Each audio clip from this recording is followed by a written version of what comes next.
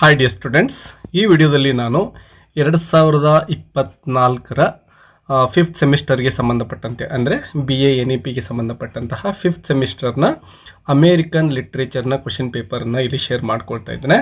ನಿಮಗೆ ಈ ಒಂದು 2025ರ ಪ್ರಶ್ನೆ ಪತ್ರಿಕೆ ಯಾವ ರೀತಿ ಬರ್ಬೋದು ಅನ್ನಲಿಕ್ಕೆ ಈ ಒಂದು ಪ್ರಶ್ನೆ ಪತ್ರಿಕೆ ನಿಮಗೆ ಒಂದು ಐಡಿಯಾವನ್ನು ಕೊಡುತ್ತೆ. ಮತ್ತು ಇಲ್ಲಿರ್ತಕ್ಕಂತಹ ಕೆಲವೊಂದಿಷ್ಟು ಪ್ರಶ್ನೆಗಳು ರಿಪೀಟ್ ಆಗ್ತಕ್ಕಂತಹ ಚಾನ್ಸಸ್ ಇರುತ್ತೆ. ಸೊ ಈ ಪ್ರಶ್ನೆ ಪತ್ರಿಕೆಯನ್ನು ಸರಿಯಾಗಿ ಅಬ್ಸರ್ವ್ ಮಾಡ್ಕೊಳ್ಳಿ ಮತ್ತು ಇದಕ್ಕೆ ಸಂಬಂಧಪಟ್ಟಂತೆ ಕೀ ಆನ್ಸರ್ಸ್ಗಳನ್ನು ಕೂಡ ನಾನು ನಿಮಗೆ ಇಲ್ಲಿ ಕೊಡ್ತಾ ಇದ್ದೇನೆ. ಬನ್ನಿ ಈಗ ಕ್ವೆಶ್ಚನ್ ಪೇಪರ್ನ ಯಾವ ರೀತಿ ಕೇಳಿದ್ದಾರೆ ಅದನ್ನು ಡಿಸ್ಕಷನ್ ಮಾಡ್ತಾ ಹೋಗೋಣ. ಮೊದಲನೇದಾಗಿ ನೋಡಿ, ಪಾರ್ಟ್ ಎ ಇದೆ. ಇದರಲ್ಲಿ ಸುಮಾರು 5 ಪ್ರಶ್ನೆಗಳನ್ನು ಕೇಳಿದ್ದಾರೆ 2 ಅಂಕಗಳಿಗೆ. ಅಂದರೆ ಇಲ್ಲಿ 10 ಅಂಕಗಳಿಗೆ ಈ ಒಂದು ಪ್ರಶ್ನೆಗಳಿರ್ತವೆ. ಟೋಟಲ್ ಆಗಿ ನಿಮಗೆ 60 ಅಂಕಗಳಿಗೆ ಈ ಒಂದು ಪ್ರಶ್ನೆ ಪತ್ರಿಕೆ ಇರುತ್ತೆ. ಅದರಲ್ಲಿ 2 ಅಂಕಗಳಿಗೆ 5 ಪ್ರಶ್ನೆಗಳು, ಅಂದರೆ ಟೋಟಲ್ 10 ಅಂಕ ನಿಮಗೆ ಇಲ್ಲಿ ಸಿಗ್ತಾ ಇದೆ.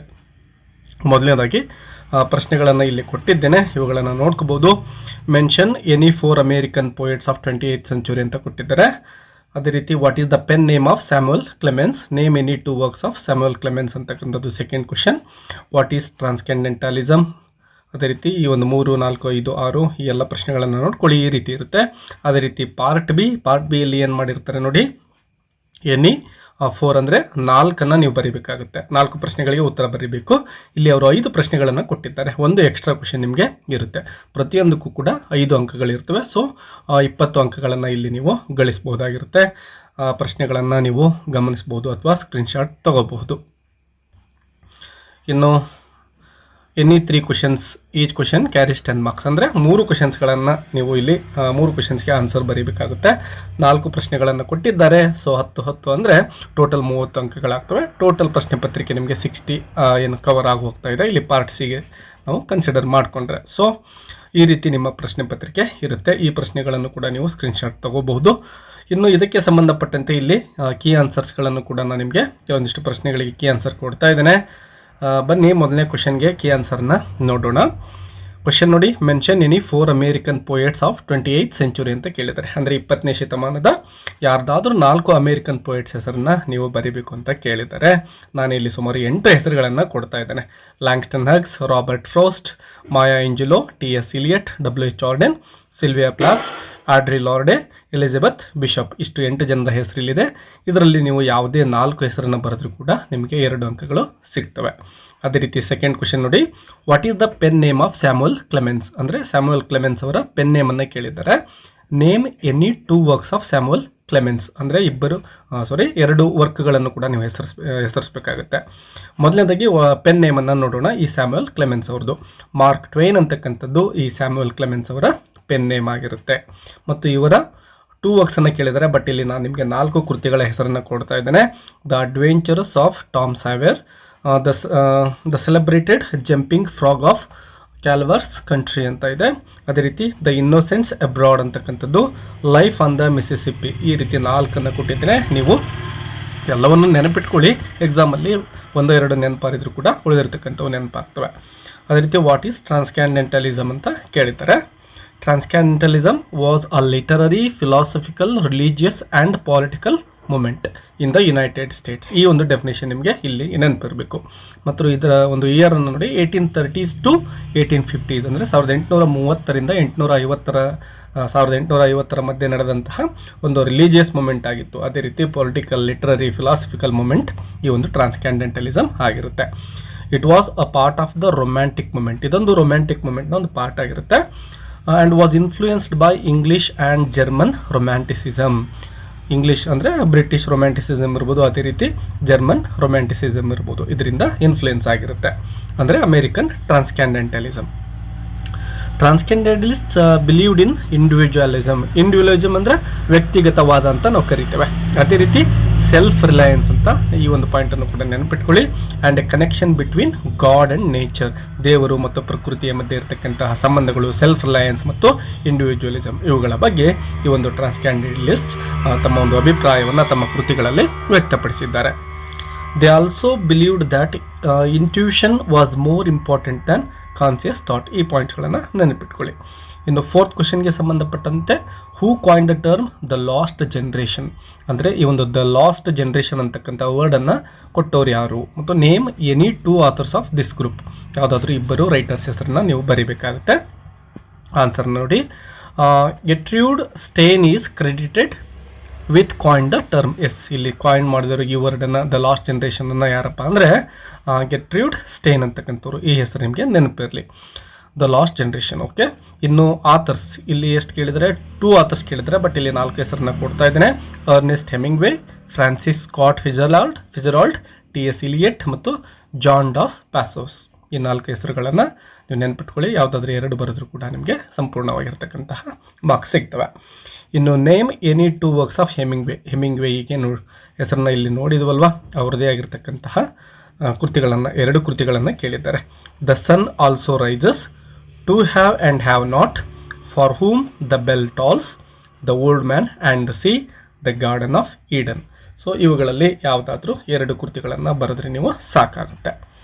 ಇನ್ನು 6ನೇ ಪ್ರಶ್ನೆ, name any 2 Afro American writers ಅಂತ ಕೇಳಿದ್ದಾರೆ. ಇಬ್ಬರನ್ನ ಕೇಳಿದ್ದಾರೆ, ಬಟ್ ನಾನು ಇಲ್ಲಿ 5 ಹೆಸರುಗಳನ್ನು ನಿಮಗೆ ಕೊಡ್ತಾ ಇದ್ದೇನೆ. Langston Hughes, James Baldwin, Alice Walker, Toni Morrison, Ralph ಎಲಿಸನ್.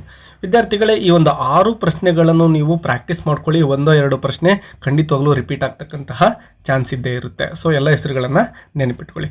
ಅದೇ ರೀತಿ ಪಾರ್ಟ್ ಬಿಗೆ ಸಂಬಂಧಪಟ್ಟಂತೆ 4 ಕ್ವಶನ್ಸ್ಗಳಿಗೆ ನೀವು ಆನ್ಸರನ್ನು ಮಾಡಬೇಕಾಗುತ್ತೆ. 5 ಪ್ರಶ್ನೆಗಳಿರ್ತವೆ. ಮೊದಲಿಗೆ ಹೇಳಿದಾಗೆ ಪ್ರತಿಯೊಂದು ಪ್ರಶ್ನೆ 5 ಅಂಕಗಳಿಗೆ ಕೇಳಲಾಗಿರುತ್ತೆ. ಇಲ್ಲಿ first question, write a short note on Edgar Allan Poe ಅವರ ಬಗ್ಗೆ ನೀವು ಶಾರ್ಟ್ ನೋಟನ್ನು ಬರೀಬೇಕಾಗುತ್ತೆ. ಸುಮಾರು 5 ಅಂಕಗಳಿಗೆ ಇರುತ್ತೆ. ಸೊ ಇಲ್ಲಿ ಕೊಟ್ಟಿರ್ತಕ್ಕಂತಹ ಪಾಯಿಂಟ್ಸ್ಗಳನ್ನು ನೀವು ಬರೆದುಕೊಂಡು ಪ್ರಾಕ್ಟೀಸ್ ಮಾಡ್ಕೊಳ್ಳಿ.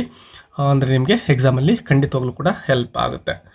ಸೊ ಈ ಒಂದು ವಿಡಿಯೋವನ್ನು ಪಾಸ್ ಮಾಡ್ಕೊಳ್ಳಿ. ಪಾಸ್ ಮಾಡಿಕೊಂಡು ಸ್ಕ್ರೀನ್ಶಾಟ್ ತೊಗೊಂಡು ಇದನ್ನು ನೋಟ್ಬುಕ್ಕಲ್ಲಿ ಬರ್ಕೊಂಡೆ ಪ್ರಾಕ್ಟೀಸ್ ಮಾಡಬೇಕಾಗುತ್ತೆ. ನೀವು ಇದ್ರ ಬಗ್ಗೆ ಎಕ್ಸ್ಪ್ಲನೇಷನ್ ಬೇಕು ಅಂದರೆ ವಿ ವಾಂಟ್ ಎಕ್ಸ್ಪ್ಲನೇಷನ್ ಅಂತ ನೀವು ಕಮೆಂಟ್ ಮಾಡಿದರೆ ಇವುಗಳನ್ನು ಕೂಡ ಎಕ್ಸ್ಪ್ಲೇನ್ ಮಾಡಲಾಗುತ್ತೆ. ಇನ್ನು 8th question, write a short note on the contribution of Tony Morrison ಅವರ ಕಾಂಟ್ರಿಬ್ಯೂಷನ್ಸನ್ನು ಬರಿಬೇಕಾಗುತ್ತೆ. ಅವರು ಏನೆಲ್ಲ ಸಾಹಿತ್ಯಕ್ಕೆ ಏನೇನು ಕೊಡುಗೆ ಕೊಟ್ಟಿದ್ದಾರೆ, ಅವರ ಲೈಫ್ಗೆ ಬಗ್ಗೆ ಸಂಬಂಧಪಟ್ಟಂಗೆ ಸ್ವಲ್ಪ ಇಂಪಾರ್ಟೆಂಟ್ ಪಾಯಿಂಟ್ಸ್ಗಳನ್ನು ಕೂಡ ಬರೀಬೇಕಾಗುತ್ತೆ. ಇಲ್ಲಿ ಗಮನಿಸ್ಬೋದು, ಅವರಿಗೆ ಪುಲಿಟ್ಜರ್ ಪ್ರೈಸ್ ಕೂಡ ಸಿಕ್ಕಿದೆ. ಅದೇ ರೀತಿ ಅವರ ಫಸ್ಟ್ ನಾವೆಲ್ WS ಟೈ ಅದನ್ನು ಅವರು 1970ರಲ್ಲಿ ಪಬ್ಲಿಷ್ ಮಾಡ್ತಾರೆ. ಮತ್ತು ಅವರ ಇತರೆ ಕೃತಿಗಳಂದರೆ ಬಿಲೌಡ್, ಸಾಂಗ್ ಆಫ್ ಸೂಲಾ, ಜಾರ್ಜ್, ಪ್ಯಾರಡೈಸ್, ಮರ್ಸಿ ಇವುಗಳು ಅವರ ಬಹಳ ಮುಖ್ಯ ಕೃತಿಗಳಾಗಿರ್ತವೆ. ಅದರ ಜೊತೆಗೆ ಇವರಿಗೆ ನೊಬೆಲ್ ಪ್ರೈಸ್ ಕೂಡ ಸಿಕ್ಕಿರುತ್ತೆ. ಇವೆಲ್ಲವೂ ಬಹಳ ಇಂಪಾರ್ಟೆಂಟ್ ಆಗಿರ್ತಕ್ಕಂತಹ ಪಾಯಿಂಟ್ಸ್. ಇವುಗಳನ್ನು ಸರಿಯಾಗಿ ನೆನಪಿಟ್ಕೊಳ್ಳಿ. ಇನ್ನು 9th question, symbolically analyse the poem my life had stood a loaded gun. ಇಲ್ಲಿ ಪಾಯಿಂಟ್ಗಳನ್ನು ಕೊಟ್ಟಿದ್ದೇನೆ ಮತ್ತು ಈ ಒಂದು ಪೋಯಮ್ಗೆ ಸಂಬಂಧಪಟ್ಟಂತೆ ಒಂದು ವಿಡಿಯೋವನ್ನು ಆಲ್ರೆಡಿ ಡಿಟೇಲಾಗಿ ಎಕ್ಸ್ಪ್ಲೇಷನ್ ಮಾಡಿಬಿಟ್ಟು ಅಪ್ಲೋಡ್ ಮಾಡಲಾಗಿದೆ. ಸೊ ಆ ವಿಡಿಯೋವನ್ನು ನೀವು ನೋಡ್ಬೋದು. ನೋಡಿ ಇದಕ್ಕೆ ಸಂಬಂಧಪಟ್ಟಂತೆ ವಿಷಯಗಳನ್ನು ನೀವು ಕಲಿಬಹುದಾಗಿದೆ. ಇದೊಂದು ಮೋಸ್ಟ್ ಪಾಪ್ಯುಲರ್ ಪೋಯಮ್ ಆಗಿದೆ, ಇದನ್ನು ನೆನ್ಪಿಟ್ಕೊಳ್ಳಿ. ಮತ್ತು the speaker compares her life, ತಮ್ಮ ಒಂದು ಜೀವನವನ್ನು ಒಂದು ಅನ್ಯೂಸ್ಡ್ ಲೋಡೆಡ್ ಗನ್ ಜೊತೆ ಅವರು ಕಂಪೇರ್ ಮಾಡ್ತಕ್ಕಂಥದ್ದನ್ನು ಕೂಡ ನಾವು ಇಲ್ಲಿ ನೋಡ್ತೇವೆ. The subject of this poem is the speaker and his or her life in the hands of the owner ಕೈಲಿ ಸಿಕ್ಕಾಗ ಆ ಗನ್ ಯಾವ ರೀತಿ ವರ್ತನೆ ಮಾಡುತ್ತೆ ಅನ್ನೋದೇ ಒಂದು ಥೀಮ್ ಆಗಿ ಇಲ್ಲಿ ಪೋಯೆಟ್ ಅವರು ಬಳಸಿದ್ದಾರೆ. ದ ಮಾಸ್ಟರ್ಸ್ ಹ್ಯಾಂಡ್ ಅಂದರೆ ಆ ಗನ್ ಮಾಸ್ಟರ್ ಕೈಲಿದ್ದಾಗ ಯಾವ ರೀತಿ ಯೂಸ್ ಆಗುತ್ತೆ, ಅದೇ ರೀತಿ ಡೋವನ್ನು ಯಾವುದಕ್ಕೆ ಕಂಪೇರ್ ಮಾಡ್ತಾ ಇದ್ದಾರೆ. ಸೊ ಇವೆಲ್ಲವೂ ಕೂಡ ಇಲ್ಲಿ ನಿಮಗೆ ಸಿಗ್ತಾ ಹೋಗ್ತವೆ. ಈ ಎಲ್ಲ ಪಾಯಿಂಟ್ಸ್ಗಳನ್ನು ಕೂಡ ಸ್ಕ್ರೀನ್ಶಾಟ್ ತೊಗೊಂಡು ನೀವು ಪ್ರಾಕ್ಟೀಸ್ ಮಾಡ್ಕೋಬಹುದು. ಇನ್ನು next 10th question, write a short note on Langston Hughes theme for English B. ಈ ಒಂದು ಪೋಯಮ್ನ ಎಕ್ಸ್ಪ್ಲನೇಷನ್ ಕೂಡ ಆಲ್ರೆಡಿ ಅಪ್ಲೋಡ್ ಮಾಡಲಾಗಿದೆ. ಡೀಟೇಲ್ ಆಗಿರ್ತಕ್ಕಂತಹ ಎಕ್ಸ್ಪ್ಲನೇಷನ್ ಇದೆ. ಅದರ ಜೊತೆಗೆ ಇಲ್ಲಿರೋ ಪಾಯಿಂಟ್ಸ್ಗಳನ್ನು ಕೂಡ ನೀವು ಪ್ರಾಕ್ಟೀಸ್ ಮಾಡ್ಕೊಳ್ಳಿ.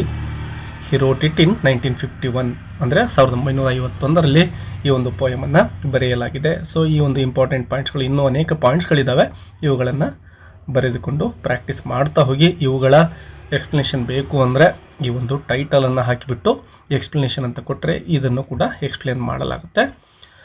ಅದೇ ರೀತಿ sketch the character of Myrtle Wilson in the great Gatsby. ಈ ಒಂದು ದ ಗ್ರೇಟ್ ಗ್ಯಾಟ್ಸ್ಬಿಗೆ ಸಂಬಂಧಪಟ್ಟಂತೆ ಈ ನಾವೆಲ್ನ ಸಂಪೂರ್ಣ ಸಮರಿಯನ್ನು ಅಪ್ಲೋಡ್ ಮಾಡಲಾಗಿದೆ. ಸಮರಿಯನ್ನು ನೀವು ಸರಿಯಾಗಿ ಲೈನ್ ಬೈ ಲೈನ್ ನಾನೇನು ಎಕ್ಸ್ಪ್ಲೇನ್ ಮಾಡ್ತಾ ಹೋಗ್ತೀನೋ ಸಮರಿಯನ್ನು ಅದನ್ನು ಸಂಪೂರ್ಣವಾಗಿ ಕಲಿತ್ಕೊಳ್ಳಿ.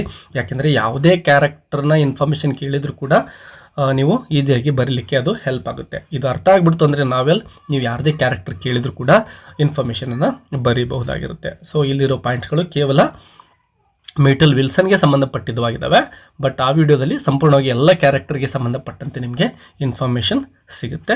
ಆ ವಿಡಿಯೋನ ಸರ್ಚ್ ಮಾಡ್ಕೋಬೋದು. The great Gatsby Kannada summary ಅಂತ ನೀವು ಗೂಗಲಲ್ಲಿ ಅಥವಾ ಯೂಟ್ಯೂಬಲ್ಲಿ ಸರ್ಚ್ ಮಾಡಿದರೆ ಅದರ ಒಂದು ಸಂಪೂರ್ಣ ಲೆಸನ್ ನಿಮಗೆ ಸಿಗುತ್ತೆ. ಈ ಪಾಯಿಂಟ್ಸ್ಗಳನ್ನು ಕೂಡ ಬರೆದುಕೊಂಡು ನೀವು ಪ್ರಾಕ್ಟೀಸ್ ಮಾಡ್ಕೋಬೇಕು. ಇನ್ನು ಪಾರ್ಟ್ ಸಿಗೆ ಸಂಬಂಧಪಟ್ಟಂತೆ ನಾನಿಲ್ಲಿ ನಿಮಗೆ ಆನ್ಸರ್ಸನ್ನು ಕೊಡ್ತಾ ಇಲ್ಲ. ಈ ಒಂದು ಕ್ವಶನ್ಸ್ಗಳನ್ನು ನೀವು ಪ್ರಾಕ್ಟೀಸ್ ಮಾಡ್ಕೊಳ್ಳಿ. 3 ಪ್ರಶ್ನೆಗಳಿಗೆ ಉತ್ತರವನ್ನು ನೀವು ಮಾಡಬೇಕಾಗುತ್ತೆ. ಒಂದು ವೇಳೆ ಪಾರ್ಟ್ ಸಿಗೆ ಸಂಬಂಧಪಟ್ಟಂತೆ ಆನ್ಸರ್ಸ್ಗಳು ಬೇಕು ಅಂದರೆ ಆನ್ಸರ್ಸ್ ಫಾರ್ ಪಾರ್ಟ್ ಸಿ ಅಂತ ಕಾಮೆಂಟ್ ಮಾಡಿ. ವಿದ್ಯಾರ್ಥಿಗಳೇ, ಇದೇ ರೀತಿ ಇಂಗ್ಲೀಷ್ ಲಿಟ್ರೇಚರ್ಗೆ ಸಂಬಂಧಪಟ್ಟಂತೆ ನಿಮಗೆ ಸಹಾಯ ಆಗಲಿ ಅಂತೇಳಿ ಅನೇಕ ವಿಡಿಯೋಗಳನ್ನು ಮಾಡಿ ಆಲ್ರೆಡಿ ಅಪ್ಲೋಡ್ ಮಾಡಲಾಗ್ತಾ ಇದೆ. ಎಲ್ಲ ನಿಮ್ಮ ಡಿಗ್ರಿಯ ಲೆಸನ್ಸ್ಗಳನ್ನು ಕನ್ನಡದಲ್ಲಿ ಸರಳವಾಗಿ ಈ ಒಂದು ಚಾನಲ್ನಲ್ಲಿ ಅಪ್ಲೋಡ್ ಮಾಡಲಾಗ್ತಕ್ಕಂತಹ ಒಂದು ಪ್ರಯತ್ನವನ್ನು ಮಾಡಲಾಗ್ತಾ ಇದೆ. ಇದಕ್ಕೆ ನಿಮ್ಮ ಸಪೋರ್ಟ್ ಬೇಕೇ ಬೇಕು. ಸೊ ಈ ಒಂದು ಚಾನಲನ್ನು ಸಬ್ಸ್ಕ್ರೈಬ್ ಮಾಡ್ಕೊಳ್ಳಿ ಮತ್ತು ನಿಮ್ಮ ಎಲ್ಲ ಫ್ರೆಂಡ್ಸ್ಗೂ ಕೂಡ ಈ ವಿಡಿಯೋವನ್ನು ಶೇರ್ ಮಾಡಿ. ಹೆಚ್ಚಿನ ವ್ಯೂಸ್ಗಳು ಬರ್ತಾ ಇದ್ದರೆ ನಿಮಗೆ ಹೆಚ್ಚಿನ ಲೆಸನ್ಸ್ಗಳನ್ನು ಕೊಡಲಿಕ್ಕೆ ನಮಗೂ ಕೂಡ ಒಂದು ಇನ್ಸ್ಪೈರ್ ಸಿಗುತ್ತೆ. Don't forget to hit the like button for this video ಮತ್ತು ನಿಮ್ಮ ಅನಿಸಿಕೆಗಳನ್ನು ಕಾಮೆಂಟ್ ಬಾಕ್ಸಲ್ಲಿ ಕಾಮೆಂಟ್ ಮಾಡಿ. ಮತ್ತೆ ಸಿಗೋಣ. Take care and keep learning. Bye bye.